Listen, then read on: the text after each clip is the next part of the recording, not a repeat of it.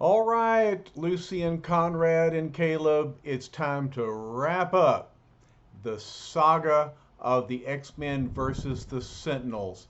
This is our last episode. All right, remember that finally we had all five of the X-Men racing off to uh, confront the Master Mold and the Sentinels for the final showdown between the powerful robots and our good guy mutants. So Cyclops is carrying Hank, who's still kind of woozy from the Psycho probe, but Angel is flying high. Marvel Girl, Iceman racing along. Let's see what happens next. Oh no! Directly behind the speeding mutants, a new detachment of Sentinels appear. Grim, emotionless, powerful. They must not escape. Prepare stun rays. Aim stun rays. And now, at my command. Thoom! Fire stun rays. Oh my, all five of the X-Men are scattered. They are beaten, and it shall be for the last time. Too long have they defied us, fought us. Now they must be slain. Prepare destructo beams. That doesn't sound good. But no sooner are those fateful words uttered than the entire body of Sentinels suddenly sags to the floor and lies still. This is just what happened to the first Sentinel back in the TV studio. What's going on? Well, look outside. At that moment, flying high overhead, we see helicopters. And look, they're carrying that great crystal that we saw earlier. If Xavier's theory is correct, this giant crystal, which we took from the tower of the building, will cause all the Sentinels in the fortress below to collapse and be rendered harmless. But how do we know we're not just wasting our time? All I see below is a patch of empty countryside. But we know, don't we? This is the reason why those Sentinels collapsed. Professor X says, "You may rest assured, gentlemen, the fortress is hidden beneath the site below. Continue to maintain your present flying speed. It is vital that we make a steady, complete sweep of the area to blank out every sentinel below."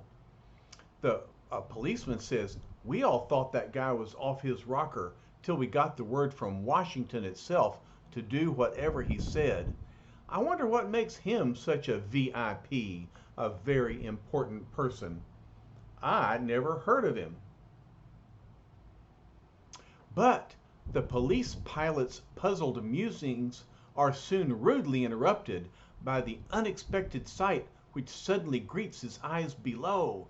And so, like an elevator, the fortress rises in the air. Now they can see it, can't they? And what else do they see? Look, there is some kind of fortress down there. It's popping up out of nowhere. And there's a weapon of some sort being trained upon us. Zzz. Here comes a giant ray gun. It's not a ray gun, it's a wind machine. It's creating a deadly turbulence in the air. If we hit it, we'll crash. Then we've got to go back.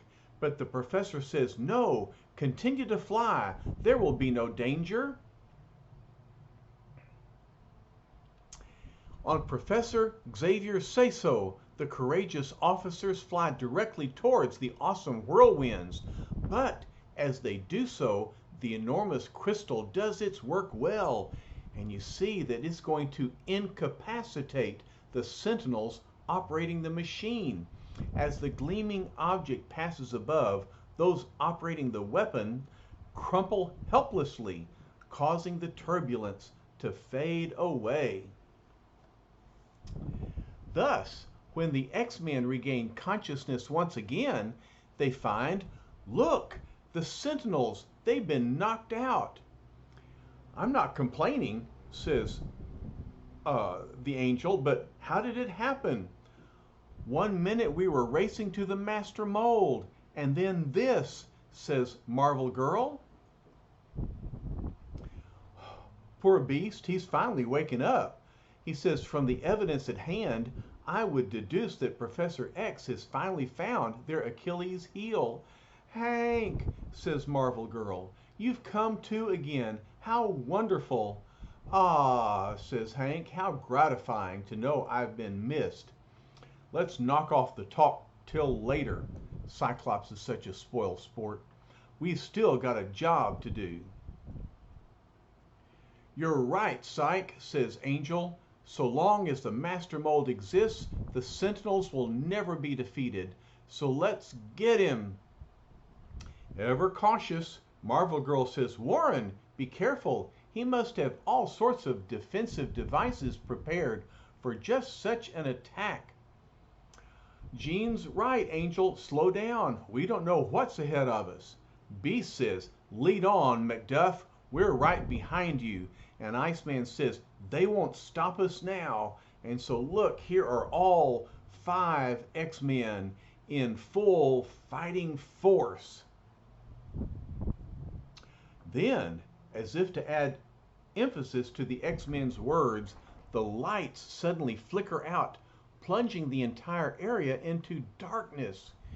I can't see where I'm flying, says Angel. I'm going to crash into... Oh.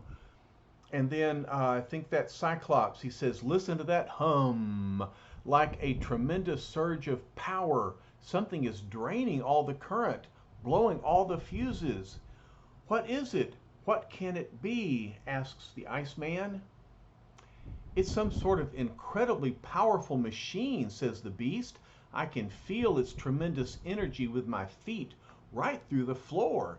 See, his feet are feeling what's beneath him, this powerful machinery. And the bookwormish Beast is right. For just a short distance away, we see this great machinery with different pods shining brightly. And the Master Mold says, I have given you all the power you'll require. Now let the process begin. This night shall mark the end of man's domination on the planet Earth. Create my Sentinels. I shall observe your every move. And Trask is thinking, heaven help me, I don't want to do it, but I must. Otherwise, a city will be destroyed. And there he is, working on the machine, about to throw a lever.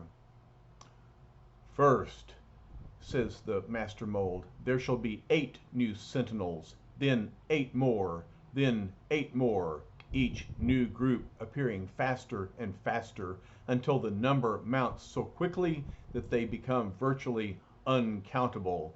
Begin. So look, here are the 8 new Sentinels being created. It's starting to work, says Trask.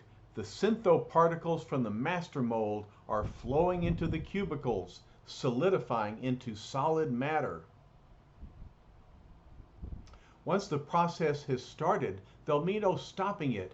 If enough energy is built up, the machine could run forever. They'll eventually outnumber the human race. They'll enslave all of mankind. They'll be the masters of the earth. And all because of me, in my ignorance, my fear. I created an evil far greater than the menace it was built to destroy. So Trask is beginning to question his plan. The first units are taking shape now. They'll leave the cubicle and the next batch will be formed, and all will be obedient to the heartless Master Mold. So long as men endure upon the planet, mine will be the most hated name of all, for it was I who betrayed the human race. No, I won't do it, Trask hollers. I can't. I meant to help mankind, to protect it from the mutants. I can't destroy mankind now. Stop, says Master Mold. You cannot defy me. Have you forgotten the penalty? What would be the penalty for disobeying Master Mold?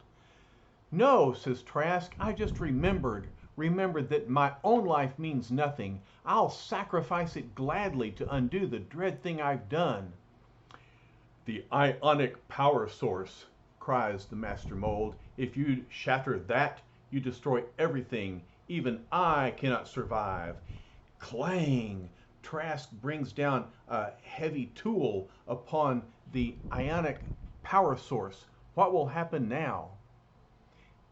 It was I who created you, says Trask. It must be my hand that destroys you, along with every other vestige of my work, along with my own life. And boom! The ionic power source explodes, and the shrapnel goes everywhere. We're too late, says Cyclops. The Master Mold will never menace humanity again. Someone's done our job for us. Angel realizes, Dr. Trask, wasn't he in there? If he was, says Beast, he's beyond any help now. And look, the whole chamber is up in flames. Heads up, group, says Beast. We'd better vacate these premises before we're inundated. Bobby, what's wrong? The heat. I didn't realize it would weaken me so, says Iceman. I'm blacking out. I can't stand. Beast realizes it's imperative that I carry him out, but he's too slippery to hold in my hands. And so look, he forms his feet into a kind of a carrier, and he's walking on his hands. However, he says there's more than one way to skin a cat or transport an Iceman. All of you, let's go, hollers Cyclops. The place is collapsing. Whew, says Beast as he dodges this great falling structure. Thack! You didn't have to resort to such drastic measures to prove your point, Scotty. And so the Beast leaps, but still he's able to carry the Iceman with him. But then everything seems to happen at once. Each explosion causes a bigger explosion.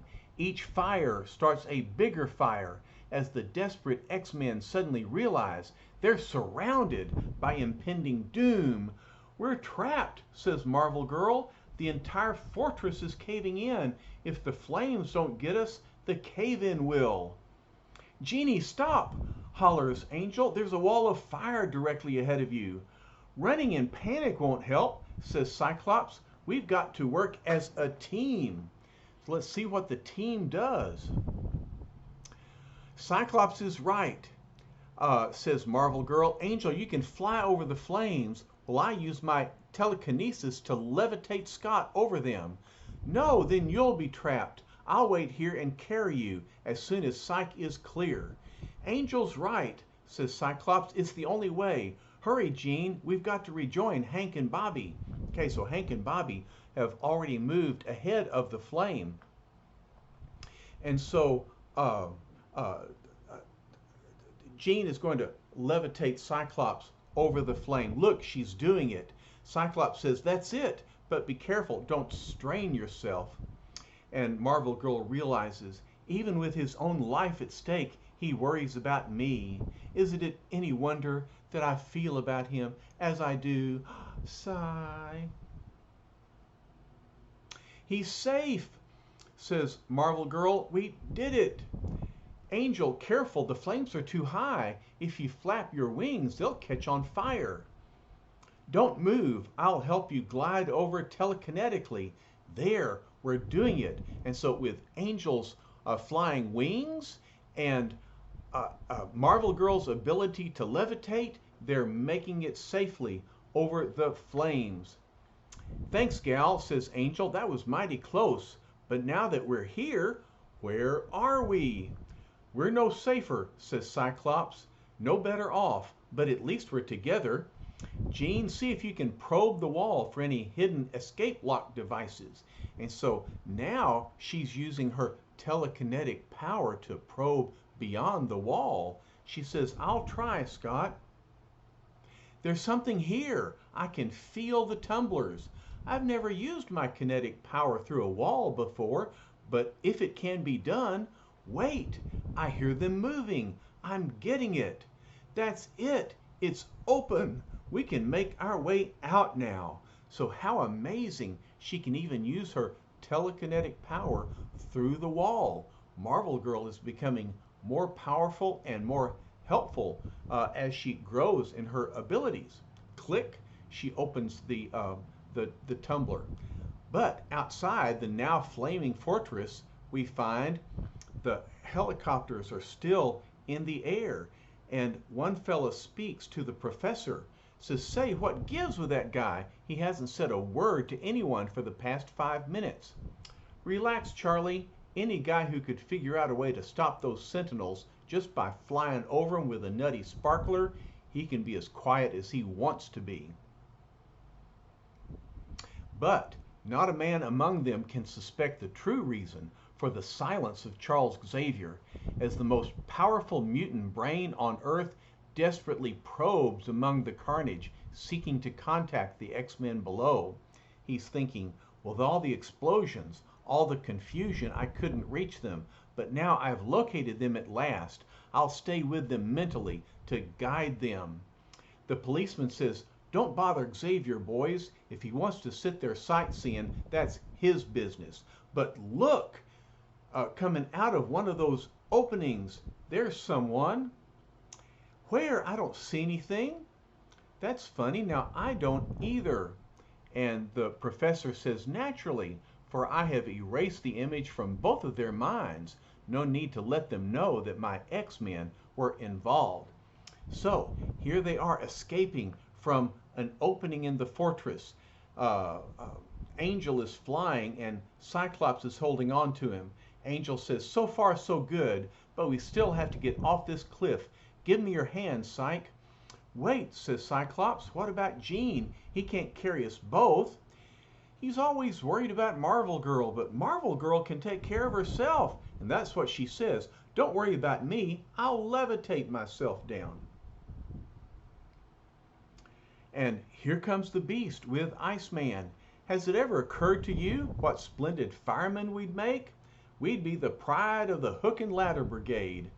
Not you, Gabby, says Angel. They'd never find boots big enough for those tugboat tootsies of yours. Well, how rude to make fun of Beast's big feet. That, Mr. Worthington, was the unkindest cut of all. Uh-oh, the entire cliff is beginning to quiver, and Beast is trying to crawl down the wall with his hands and feet while still holding Iceman. It's fortunate that Bobby thought out a bit. Now I can carry him securely in one hand. It's much better for my bestial image this way. But someone hollers, Hank, look out! The cliff wall is buckling. Hold on! I'd be delighted to oblige, Scotty, except for one thing. There seems to be precious little to hold to at the moment. If any of you stalwarts would care to come to our assistance, there's no need for reticence. In other words, help! Yeah, enough talking, help! And so, here comes the Angel. Hang on, Hank. Now that Scott's safe, I can relieve you of Iceman. And so, Angel swoops along and grabs up Iceman in both arms. Get moving, partner. You haven't much time. Beast answers, I'm painfully aware of that nerve-wracking fact, my friend. And then, without the added burden of his young partner in his arms, Hank McCoy demonstrates the unbelievable agility and balance which have earned him the name the Beast. After all those grueling sessions in the professor's danger room, this is almost child's play now, but it's still very dangerous. And unlike the danger room, it's real danger.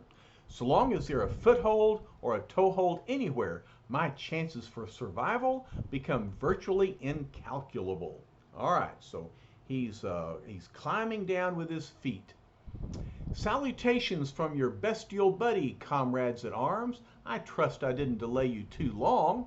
And so he plop, thunk, whump, and he bounds down the side of the fortress. Wow, are you kidding, Hank? The angel himself landed just a second ago. But here comes a mental blast from the professor. Beast, all of you, don't stop. Get away from the cliff. Boy, the professor's mental warning didn't come a second too soon, says Iceman as he recovers.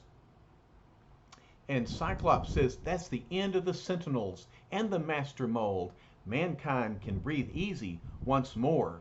And Marvel Girl asks, I wonder if we'll ever know what caused those explosions, the explosions which saved humanity.